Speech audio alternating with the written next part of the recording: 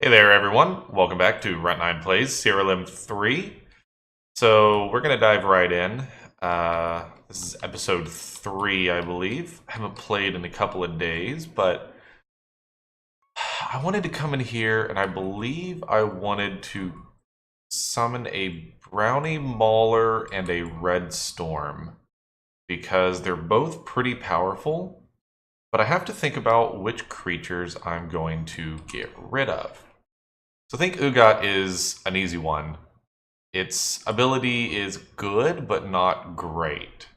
Let's see here.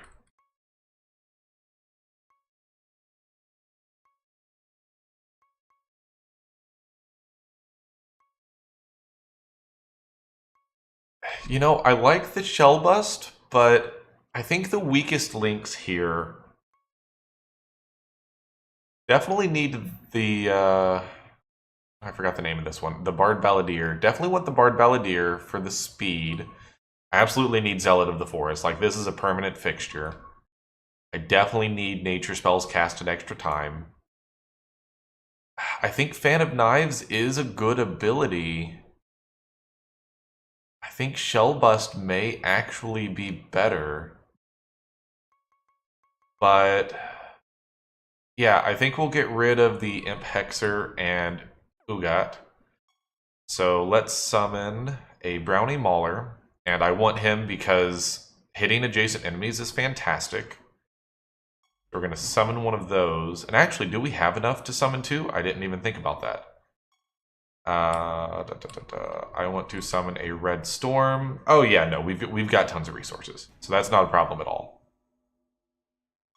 So both of those have been sent to the stable. Let's head on down there and pick them up. Oh, and we have something else down there. I want to leave a creature here. Actually, we want to take their items first. Actually, I think it takes their items away automatically. So it's got a sword artifact. And Imp Hexer will leave. Let's see. Does it give the items back? It does not.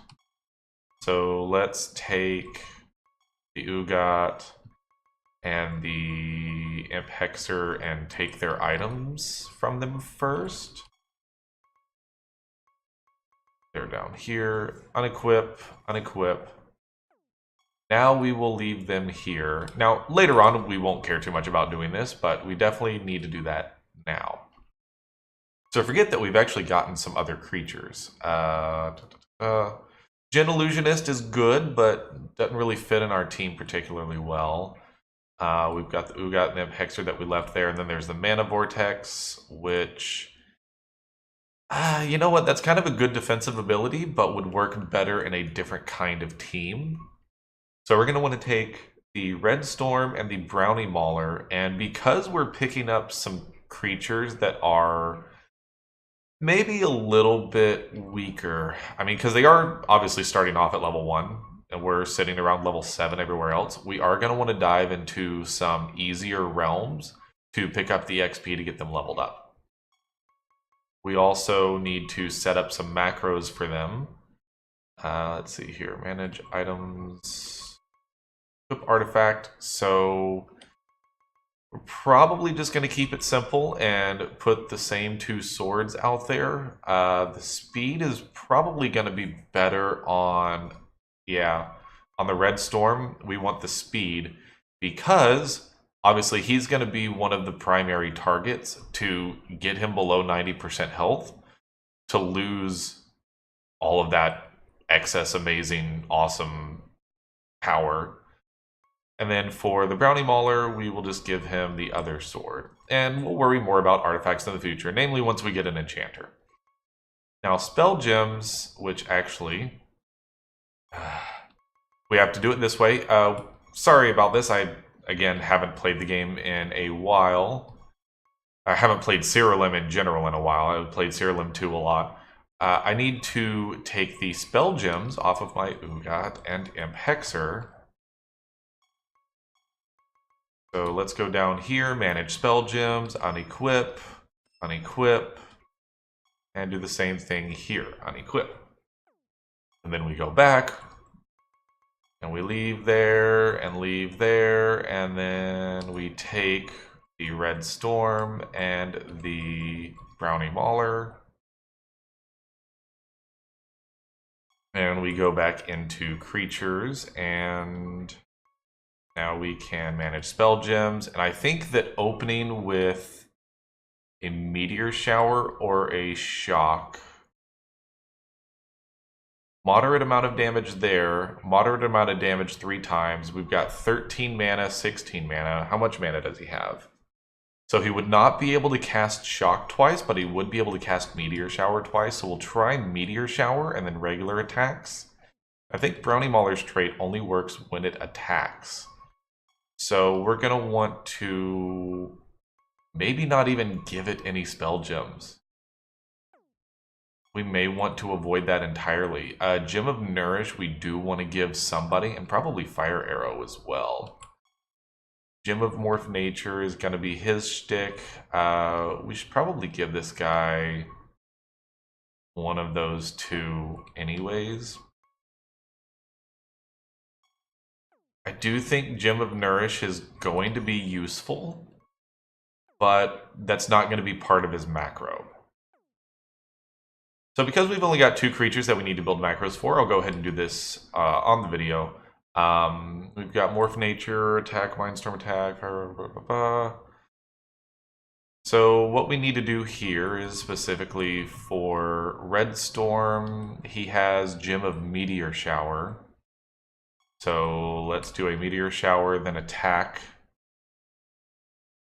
So let's edit macro 6, and if it has greater than 13 mana, then cast Meteor Shower.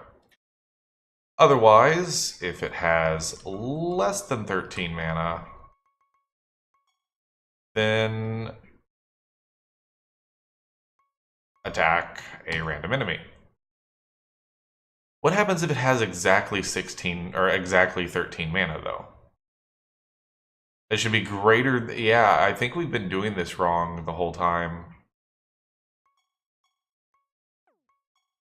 Yep, it needs to be if it has greater than 12 mana, cast Meteor Shower. So I've actually been doing this wrong the whole time, which is fine. Let's rename macro 6 Meteor Shower Attack. Because if you look at these, yeah, now granted it hasn't bit us yet. It will soon enough. But we do need to keep that in mind. If any enemy... Let's see here.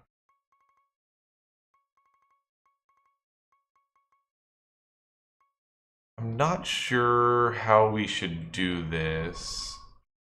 If any ally...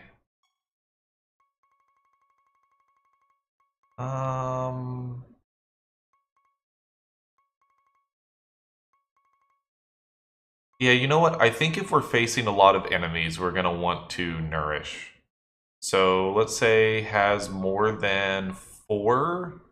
So on 5 or 6 enemies, we want to cast nourish. Otherwise, this creature has...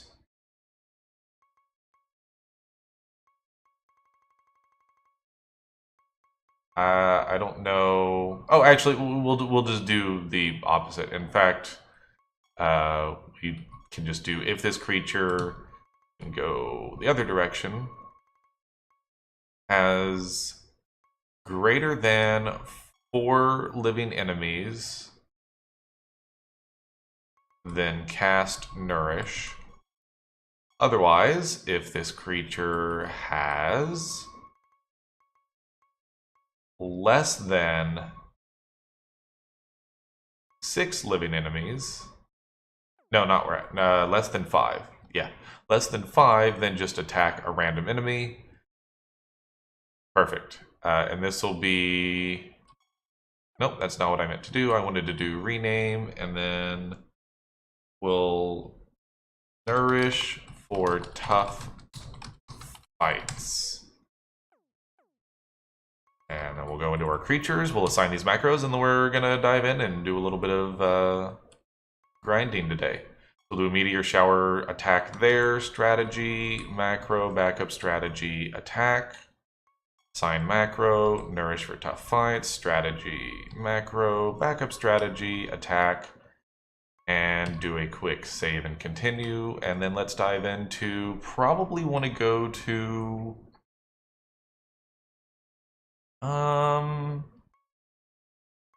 let's try Realm Depth 6 or 5. We'll try Realm Depth 5 and see how much that hurts us.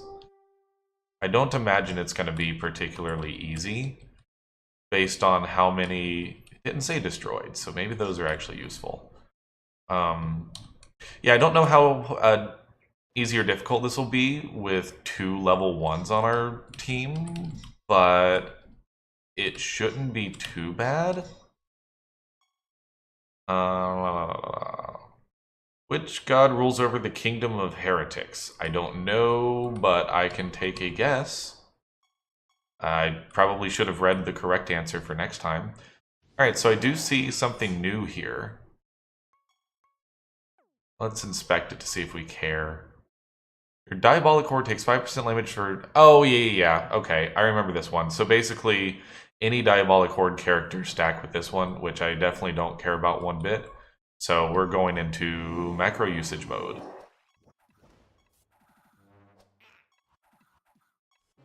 I don't think Meteor Shower actually did a lot of damage there.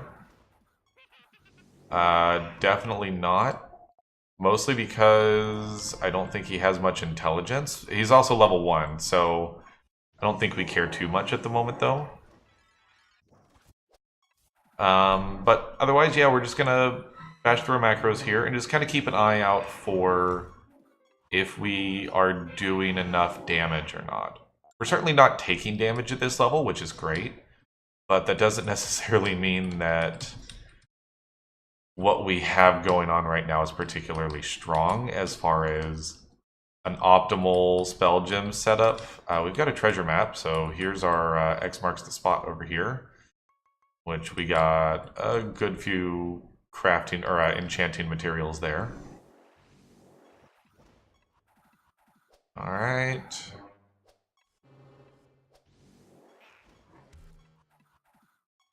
Seems to be all right. All right, that works.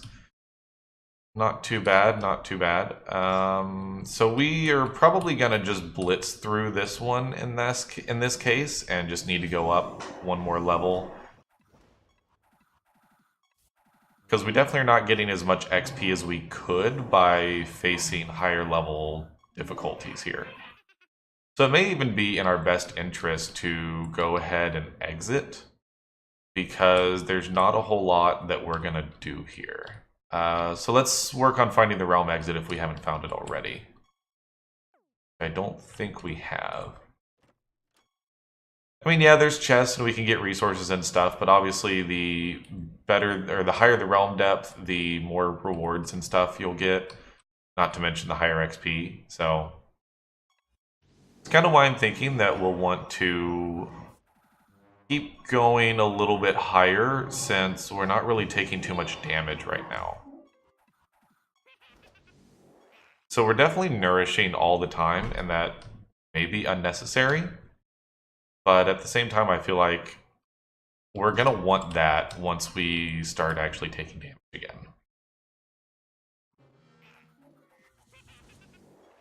It does seem to be a good thing that our life priest gets to go first most of the time.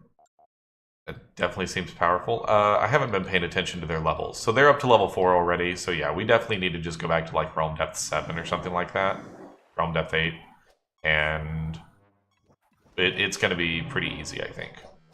I definitely don't think we're at boss battle territory, especially without anyone having, like, say, Fire Arrow.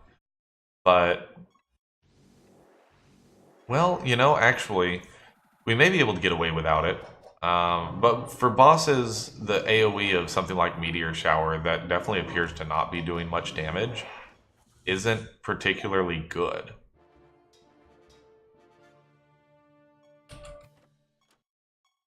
You found an Easter egg. Appa's adolescent egg. Okay, well, we have our first egg, which I don't think we can even do anything about yet. Oh, I have to complete the quest. Collect robes in this realm to clothe the Nexus apprentice. Oh, that's what the robes on the ground were. So yeah, you have to actually complete the realm quest before you can exit the realm, which we have not done yet. So we'll just keep grinding a little bit more. And so you may be looking at this thinking, oh man, you're basically just sitting there and holding down one button and everything's dying. Battles are so boring.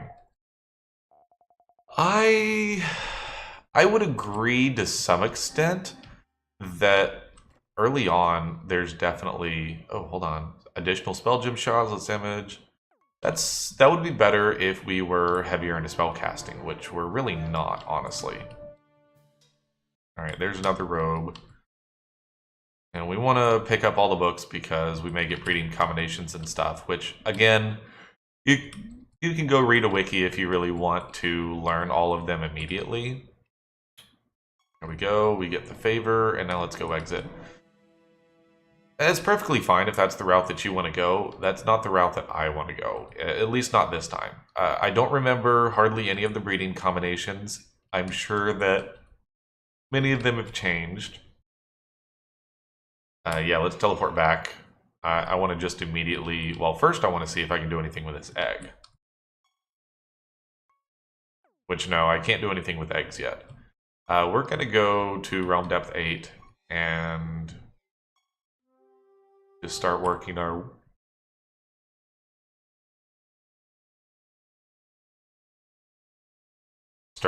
way through here. Now, this will hurt a little bit, but they actually still seem to be going after the Life Priest, which works out for us because the Red Storm, theoretically, is going to do a lot of damage. Although, I'm going to immediately say that I don't like Meteor Shower very much because it doesn't get any bonus damage from speed. Neither does Shock, for that matter.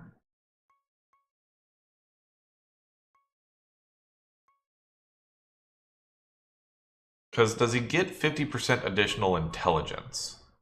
So he has 21. It does give 50% more intelligence, but he already has such high base speed. I think that I'd rather just give him the Fire Arrow and switch out his macro for Fire Arrow Murder and make fights that much easier, just because I think that that's going to be better for his actual power.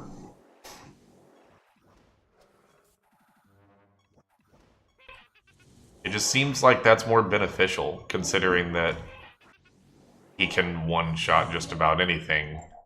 Really, whoever has a Fire Arrow on our team is going to be able to one-shot things with how much we're stacking speed.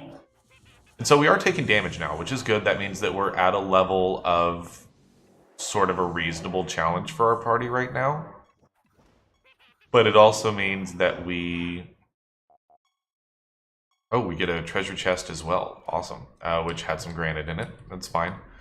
It also means that we're getting about the highest amount of XP efficiency that we can ask for. And what do I mean by XP efficiency? Because, you know, I can throw out a whole bunch of words that work together and sound like they go together. In this case, XP efficiency basically means... Oh, cool, we found the enchanter. Perfect. Vanilla ice cream cone. You have a necklace, and okay. What I specifically mean by XP efficiency is the amount at which we can quickly make our way through a realm to level up, advance the main story, and all that without dying. And in my opinion, It's where you're right on that line of, yeah, I'm taking some damage, but things are still dying super quickly.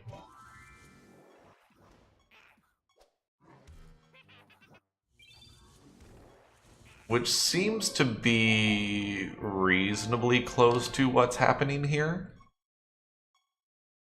I know my commentary isn't tip-top today. Hold on, what am I doing there? Oh, I was viewing the pending items. Just because Siralim is one of those games, and this may be something that I need to consider for YouTube, is that this isn't a game that has very well defined stop and end points, as well as there's actually not a lot of interesting commentary I can offer for things other than boss fights because there's not much going on. You're going to kind of do a lot of the same thing. So I may need to consider whether or not this series needs to continue. I'm definitely going to be doing some other games today that I will be recording for the week. It's Saturday at the moment, which I know I have episode 2 going live later this evening.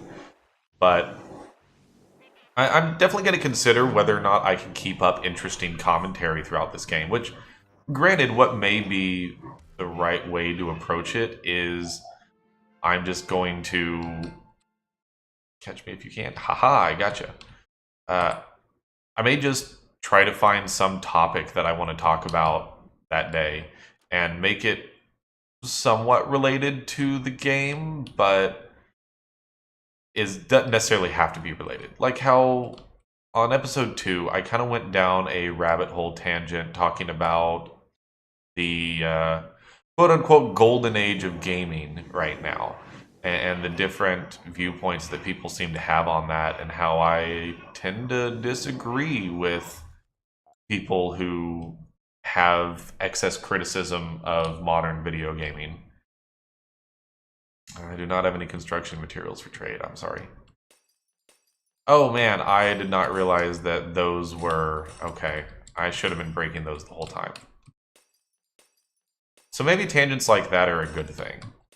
But honestly, I'm still trying to build the channel, and I am not able to discern yet, just because I don't have a very high viewer count yet, that I'm actually creating content that people want. Ultimately, that's what I have to figure out, and I'm going to teleport back, because if you die, you lose all your items, and the next one is a boss. So we're actually going to want to take a look at our spell gems a little closer here. We've got Frost Arrow on him. Let's go into our items, spell gems here. Ice Bolt. So those work off of intelligence. Those are kind of bad. You know what? I think that our spell gems are as good as they're going to get for the moment. Let's just go in, but be ready for this to be a bit difficult.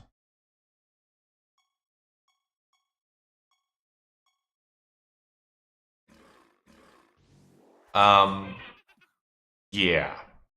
Losing 2 of our most important creatures right off the bat is not good. Berserker Fiend deals basically an extra 100% damage. So Berserk makes you take 50% more damage, but also deal 50% more damage. And with Outrage, this creature's ability gives it another 50% damage while it's Berserk. So, yeah, that's a little strong. And then this one, at the end of each enemy's turn, this creature attacks. It deals 30% more damage to a creature for each time it attacked the creature in the current battle.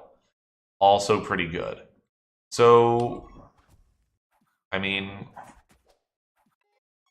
we'll go ahead and macro our way to death here. And we're getting a little close to time on this one. I think I'll cut this video short. I'm going to schedule this one for Monday. And I'm going to really stop and think about things a bit and see if this is a game that should be on YouTube long term. It's definitely a game that I'm going to keep playing. And maybe there will be times where the grinding has become less intense and I want to actually show the game off a bit more. But I think I'm going to try to focus more on games that have a bit more interaction. There's a bit more going on. so that I can grow my channel with the intention of providing good game commentary. Once I have a user base, I expect that people may want to hear what I have to say about other topics a bit more, but you probably don't want to listen to some of my rambling tangents yet. So anyways, I'm going to stop here for now. Thank you all so much for watching, and I'll catch you on the next one. In the meantime, feel free to check out my Discord, Patreon, Twitch channel, so on and so forth. Likes, comments, shares, subscribes, all of those things are incredibly helpful as well. So if you feel like you would be interested in doing any of those things, please absolutely help out the channel any way you can. But anyways, this is Runt9, and I'll see you next time. Bye.